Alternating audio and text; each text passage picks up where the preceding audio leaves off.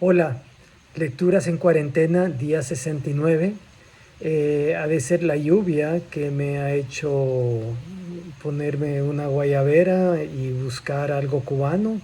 No sé por qué asocio eso con Leonardo Padura, pero en fin, Leonardo Padura con dos novelas que para mí son imprescindibles: El hombre que amaba a los perros, la novela sobre Trotsky, y una novela que a mí me encanta que se llama Herejes, y quisiera leerles un pequeño extracto de Herejes. Ya le dije, es una historia larga. Para empezar, digamos que busco la pista de un cuadro. Según todas las informaciones, se trata de un Rembrandt. Conde no tuvo más remedio que sonreír. ¿Un Rembrandt en Cuba? Años ha, cuando solía ser policía, la existencia de un Matisse lo había llevado a meterse en una dolorosa historia de pasión y odio. Y el Matisse había resultado ser más falso que el juramento de una puta o de un policía. Pero la mención de un posible cuadro del maestro holandés era algo demasiado magnético para la curiosidad del conde, cada vez más acelerada, quizás por la combustión de aquel ron tan horroroso que parecía haitiano y la promesa de un pago contundente. Así que un Rembrandt, dijo Conde. ¿Cómo es esa historia y qué tiene que ver con su padre?, le preguntó a Daniel Kaminsky. Empujó al extraño y añadió argumentos para convencerlo. A esta hora aquí casi no hay calor y me queda el resto de botella de ron. Kaminsky vació su trago y le extendió el vaso a Conde. Ponga el ron en los gastos. Lo que voy a poner es un bombillo en la lámpara. Mejor si nos vemos bien las caras, ¿no cree? Mientras buscaba el bombillo, una silla sobre la que encaramarse, colocaba el bulbo en el socket y por fin se hacía la luz. Conde estuvo pensando que en realidad él no tenía remedio. ¿Por qué coño alentaba a aquel hombre a contarle su relato filial si lo más probable era que no pudiera ayudarlo a encontrar nada? ¿Solo porque si aceptaba le iban a pagar? ¿A eso has llegado, Mario Conde?, se preguntó, y prefirió de momento no hacer el intento de responderse. Cuando volvió a su sillón, Elías Kaminsky sacó una fotografía del bolsillo prodigioso de su camisa casual y se la extendió al otro. La clave de todo puede ser esta foto. Se trataba de una copia reciente de una impresión antigua. El sepia original de la fotografía se había tornado gris y se podían observar los bordes irregulares de la cartulina primigenia.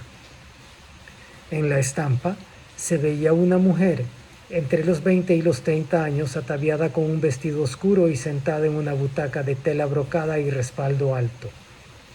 Junto a la mujer, un niño de unos 5 años, de pie, con una mano sobre el regazo de la señora, miraba hacia el objetivo. Por las ropas y los peinados, Conde supuso que la imagen había sido tomada entre las décadas de 1920 y 1930. Ya advertido del tema, luego de observar a los personajes, Conde se concentró en un pequeño cuadro colgado tras ellos, por encima de una mesilla donde reposaba un jarrón con flores blancas. El cuadro tendría tal vez unos 40 por 25 centímetros, a juzgar por su relación con la cabeza de la mujer. Conde movió la cartulina, buscando la mejor iluminación para estudiar la figura enmarcada. Se trataba del busto de un hombre, con el pelo abierto sobre el cráneo y caído hasta los hombros, y una barba rala y descuidada. Algo indefinible se transmitía desde aquella imagen, sobre todo desde la mirada entre perdida y melancólica de los ojos del sujeto. Y Conde se preguntó si se trataba del retrato de un hombre o de una representación de la figura de Cristo, bastante cercana a alguna que había debido ver en uno o más libros con reproducciones de pintura de Rembrandt. Un Cristo de Rembrandt en la casa de unos judíos.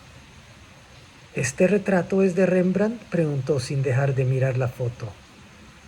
La mujer es mi abuela, dijo Kaminsky. El niño es mi padre. Están en la casa donde vivieron en Cracovia y la pintura ha sido autentificada como un Rembrandt. Se ve mejor con una lupa. Del bolsillo casual salió ahora la lupa con la cual Conde observó la reproducción mientras preguntaba: ¿y qué tiene que ver ese Rembrandt con Cuba? Estuvo en Cuba. Luego salió de aquí, dijo Kaminsky, y hace 4 meses apareció en una casa de subastas de Londres para ser vendido. Salía al mercado con un precio base de $5 millones, pues más que una obra acabada, aparece haber sido algo así como un estudio de los varios que hizo Rembrandt para sus grandes figuras de Cristo cuando estaba trabajando en una de sus versiones de Peregrinos en Emaús, la de 1648. ¿Usted sabe algo de ese tema?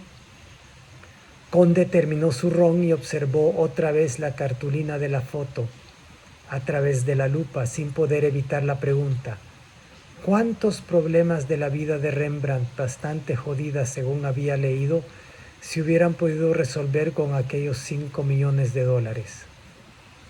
Conozco poco, admitió. He visto láminas de ese cuadro, pero si no recuerdo mal, en Los Peregrinos Cristo mira hacia arriba, ¿no? Así es, dijo el otro.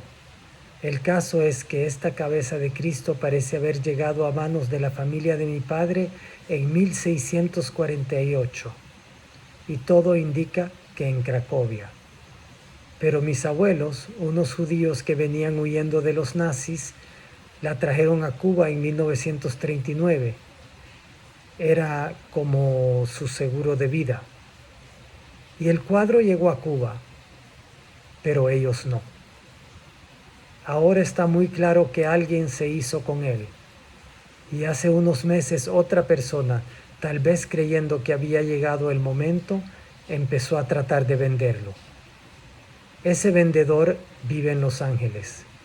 Tiene un certificado de autenticación fechado en Berlín en 1928 y otro de compra autentificado por un notario fechado aquí en La Habana en 1940, justo cuando mis abuelos y mi tía ya estaban en un campo de concentración en Holanda.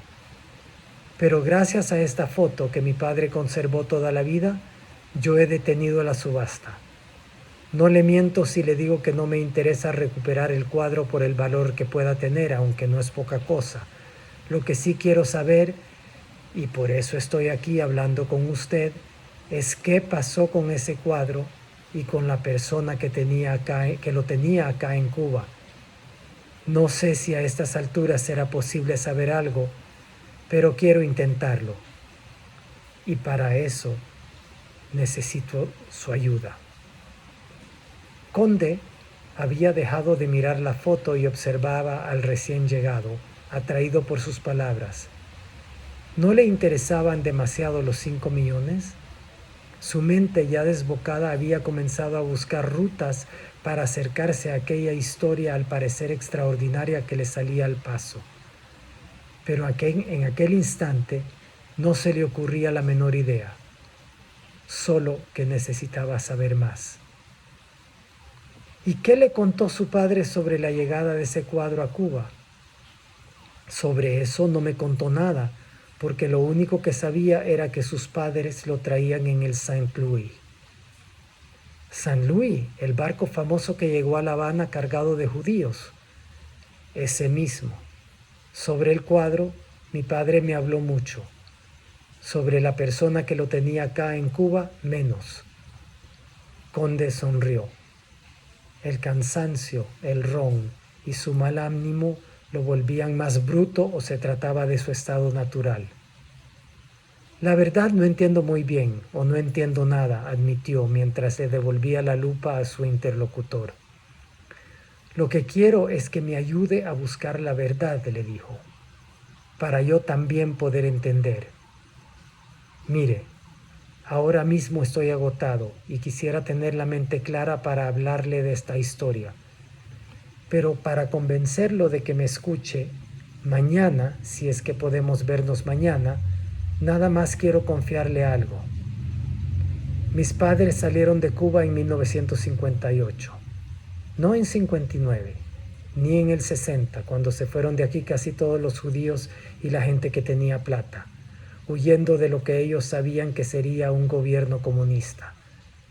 Estoy seguro de que esa salida de mis padres en 1958, que fue bastante precipitada, está muy relacionada con este cuadro de Rembrandt.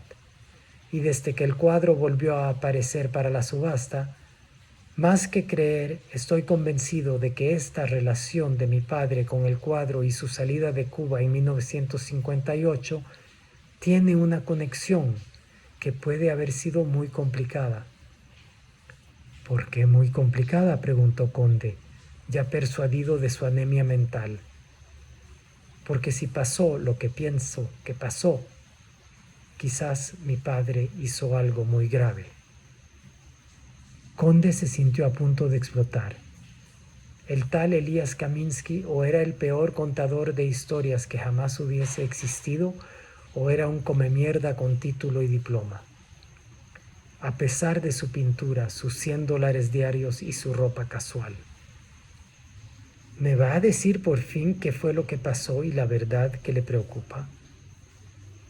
El mastodonte de Kaminsky recuperó su vaso y bebió al fondo del ron servido por Conde.